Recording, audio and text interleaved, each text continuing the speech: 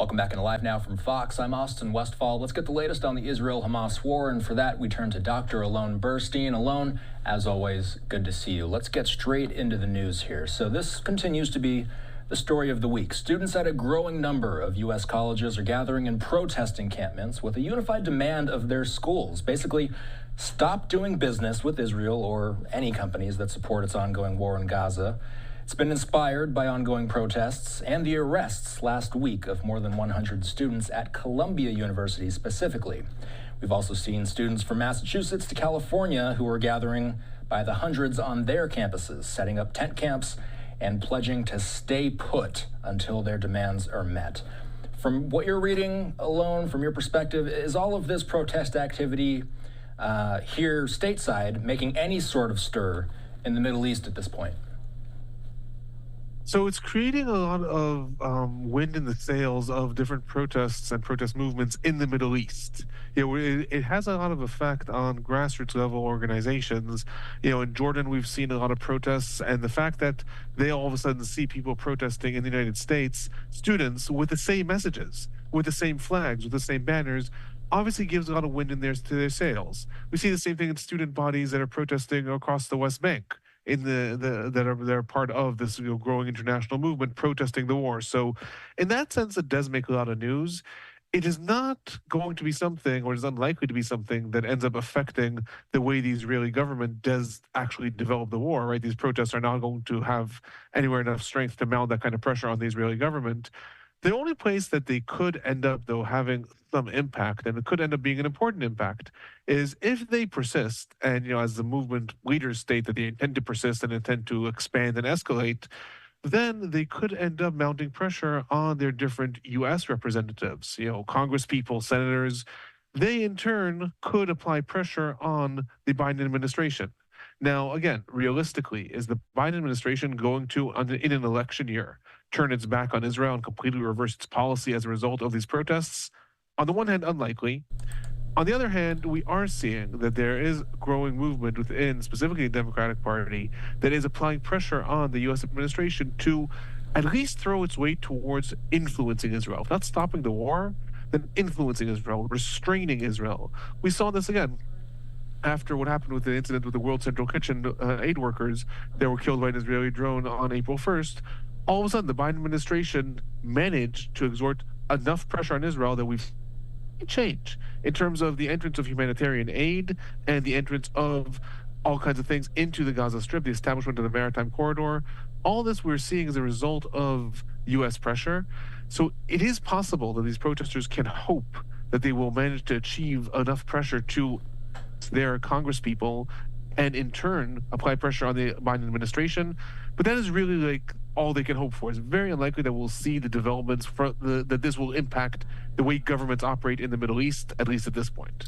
Protests continue around the U.S. tonight. Let's move on. Hamas released, and let's pull up this video in full screen because we want to look at it in full. So Hamas released a hostage video on Wednesday showing a well-known Israeli-American man who was abducted from the now infamous Nova Music Festival on October 7th. This is Hersh Goldberg-Polin, and he's been in captivity for about 200 days. This is a still image from the hostage video. We're not going to show the full thing. He was clearly speaking under duress. He's also missing part of his left arm, but this is the first sign of life we've seen from him since October 7th alone. It's worth saying, however, that no one can confirm when the video was recorded. I'm curious, how is Israel and its citizens reacting to the release of a hostage video? So I'll say a couple of things about the hostage video, and specifically this hostage, Hersh. First of all, he was seen on October 7th in videos that were published from the kidnapping where his arm was already blown off. So we saw that actually happened during the attack of October 7th. Secondly, in the video, Hersh also says that he is coming close to 200 days in captivity. And he discusses at length at the end of the video wishing his family a happy Passover to the extent that they can have, saying that he wishes he could celebrate with them. And we're currently at the beginning of the week of the Jewish holiday of Passover. So this obviously is not definitive confirmation, right? This video could have been shot a while ago and he was told to say that and released now. But it is, I would argue, more likely that it was shot in the last week or so. Just if I go by the historical patterns of the way Hamas does film these videos, usually they don't plan them that much in advance in terms of like deciding what day they're going to release and what not. So I would estimate that it was probably filmed in the last week. Obviously, again, I'm saying that as an academic, not as an intelligence analyst person. That's in terms of like when it was aired, or sorry, when it was filmed. Now, in terms of the reactions in Israel, the reactions of the family members of hostages and the people who are out protesting by the thousands for a hostage deal was severe. In response to the release of this video, there were spontaneous outbursts of protests within Israel. Some of these got more violent with actually, like, torching fires and things like that on highways, all calling upon the government to basically come to some sort of decision about how it's going to release the hostages. Because what is happening right now is the hostage deal is completely frozen. Hamas has not changed its position for the last, I would say, at least month or 6 weeks of negotiations when negotiations were still ongoing. Hamas said that it is sticking to its position, that it requires complete IDF withdrawal from the Gaza Strip and an ultimate ceasefire in the last stages of the deal, but they have to be agreed upon in the first stages of the deal. Israel has said that's a non-starter. And so despite ongoing negotiations and even a summit that occurred in Cairo 2 weeks ago, nothing has actually happened. The family members are saying that Israel needs to stop waiting for Hamas to be the one to say, okay, here's what we're willing to offer. And instead, Israel needs to offer its own deal, needs to offer its own terms, needs to offer its ways to retrieve the hostages. The family members are also protesting the fact that in Israel, there is growing sentiment that there's going to be an invasion of Rafah. There's more and more indications of that. Maybe we'll talk about that later.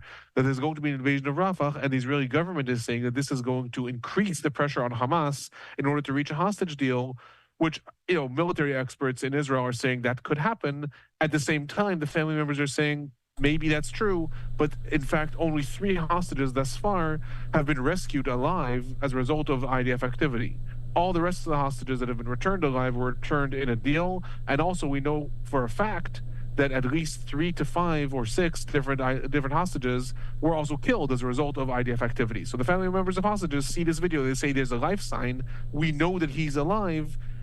Applying more military pressure right now is not something that they want to support. They want to support Israel coming to a different outcome, bring the hostages back first, and only then going forth with the war. I want to talk a little more about Gaza. So this is some video we saw this week from the Israeli Air Force. Israeli warplanes pounded the northern Gaza Strip for a second day on Wednesday in a fierce assault that has broken weeks of comparative calm. The IAF posting this, I believe, yesterday. I want to ask you about Rafah further down south in a minute. But first, let's discuss the rest of the Strip. What do we know about what's been targeted in Gaza this week so far, Alon?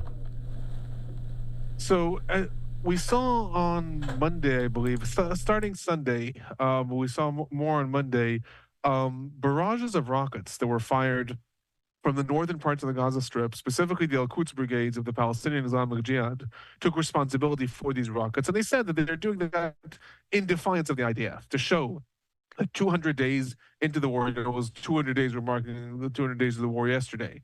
At 200 days into the war, we're still able to fire rockets from the northern parts of the Gaza Strip, from where the IDF says it has operational control since December. Well, look, we can still fire rockets. What we're seeing really now is the IDF retaliation to that. We're seeing, and the same thing continued on Wednesday. We saw more rockets that were fired towards the areas of Sderot, Nivim, Nir Am, Kisufim in Israel, and in turn, the IDF carrying out these, as you said, like massive bombardments that are really died down in the Gaza Strip and the northern parts of the Gaza Strip in the last several weeks. As far as we know, what the IDF is targeting is primarily different launching sites.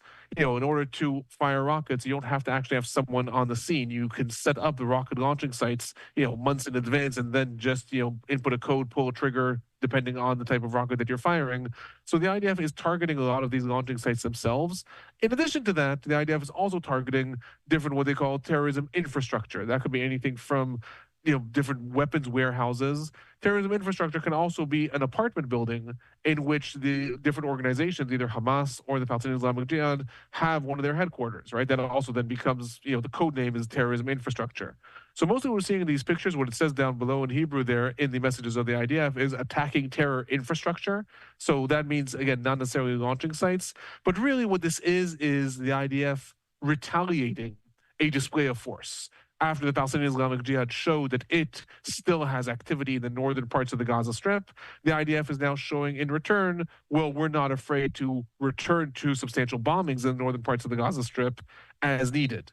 The IDF has also announced that it is going to carry out a major operation in the areas of Beit Lahia. This is one of the neighborhoods in Gaza City. In response to these rocket launchers, the IDF had announced to the civilians in Beit Lahia who are still there to immediately begin evacuation, saying a major operation is coming. So all this is the IDF sort of showing back, you're going to do display of force, we'll do display of force in the northern parts of the Strip. And so let's talk a little more about Rafah. So the IDF has conducted all necessary, and I'm going to read a little bit of reporting from Reuters right now alone. So the IDF has conducted all necessary preparations to take Gaza's southernmost city of Rafah, and they can launch an operation the moment it gets government approval, according to a senior Israeli defense official who spoke with Reuters on Wednesday. We've talked about this looming invasion for so long, Alon. Let's remind the audience, what exactly is the IDF's objective in Rafah? So Rafah is the most southern city in the Gaza Strip. It is actually a city that is divided in two. The border between Gaza and Egypt cuts Rafah in half. I mean, this goes back to many years ago by now. It's two separate cities. But that's just to say that it's right adjacent to the most southern border of the Gaza Strip, and that's where the Rafah crossing is. Since the war began, the IDF, already dating back to October, called upon Palestinian civilians to evacuate from the northern parts of the Gaza Strip to the south, and the south meant the Al-Muasi region above Rafah and the Rafah area. Then when the IDF invaded Khan Yunis, it also called upon civilians to evacuate towards the Al-Muasi area. So right now, condensed into Rafah, there are estimated between 1.4 and 1.6 million Palestinian people, a lot of them internally displaced. The entire population of the Gaza Strip is roughly 2.2, 2.3 million before the war. And they are all within Rafah and the adjacent refugee camps, primarily Al-Muasi refugee camps. Alongside that, Hamas has battalions that are stationed in different cities. Hamas built itself over the last 15, 16 years as an army, and we saw this. We saw this in the northern parts of the Gaza Strip. Hamas had divisions that were in charge of different areas. There's battalions of Saja'iyah, the battalions of Jabalia, battalions of Zaytun, each one trained differently, each one having its own missions. In Khan Yunis, Hamas had 4 different battalions. They were responsible, some of them for rocket launching, some of them were responsible for security, and they were very, very strong. Similarly, in Rafah, Hamas still maintains 4 battalions. A battalion is a fighting unit. It's one of the ways that a terror organization like Hamas transforms itself a little bit into being an army rather than just having, sort of activists out, operatives that carry out random violent attacks, quote unquote. It develops a much more regimented organization in which there are officers, there are intelligence units, there are people who are in charge of logistics, there are people who are in charge of supplies, medical supplies, communications. All these things are things that Hamas has been building and modeling after the way Hezbollah built it over the years.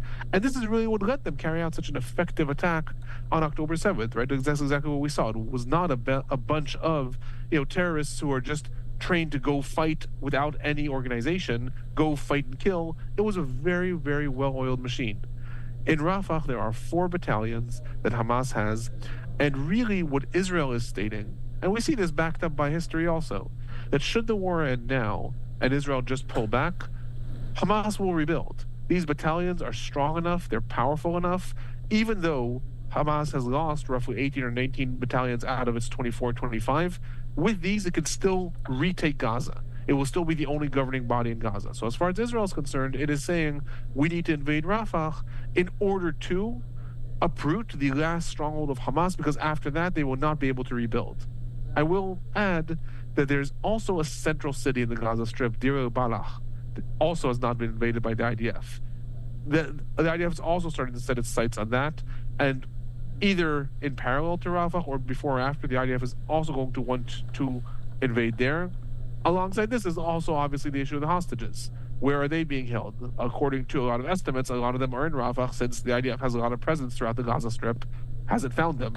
So that's also one of the missions, obviously, but that's not the main aspiration of the invasion of Rafah, because again, that could be achieved by other means. The main aspiration is the dismantling of the this infrastructure of these battalions.